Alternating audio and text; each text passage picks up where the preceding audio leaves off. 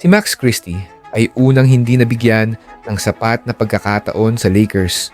Ngunit mula nang lumipat siya sa Dallas Mavericks, namayagpag siya at ipinakita ang kanyang tunay na potensyal.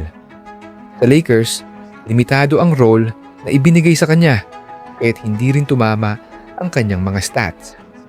Ngunit sa Mavericks, binigyan siya ng mas malaking papel at mas maraming pagkakataon upang maglaro.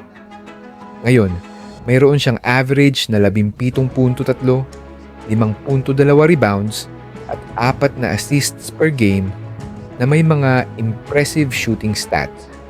49% sa field goal at 46% sa 3-point shooting. Sa ilalim ni Coach Jason Kidd, binigyan si Christie ng kalayaan para gumawa ng sarili niyang plays na hindi niya naranasan sa Lakers. Dito, naging mas versatile siya sa offense at defense. Mas malaki ang role niya sa Mavericks at hindi lang siya ang designated catch-and-shoot player na madalas niyang papel sa Lakers.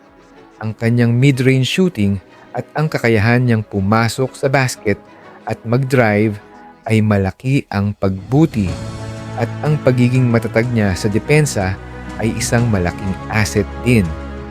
Kaya't naging isang key player siya sa Mavericks.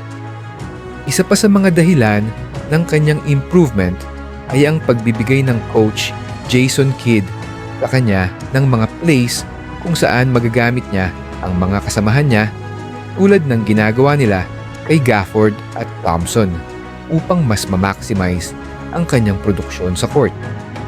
Kahit na may mga injuries ang ibang mga key players ng Mavericks, patuloy pa rin silang nananalo ng mga laro at kabilang sa mga panalong ito ay laban sa mga teams tulad ng Boston at Warriors na mga lehitimong playoff contenders.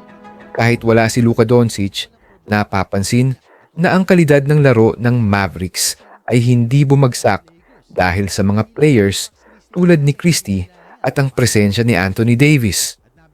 Kung makabalik si Davis, Gafford at Lively, magiging mas malakas pa ang Mavericks para sa hinaharap. Sa mga pinapakita ni Christie ngayon, maaaring magsisi ang Lakers sa pagpapabaya sa kanya dahil tila nabigyan siya ng bagong buhay sa Dallas at ipinapakita niya ang kanyang halaga.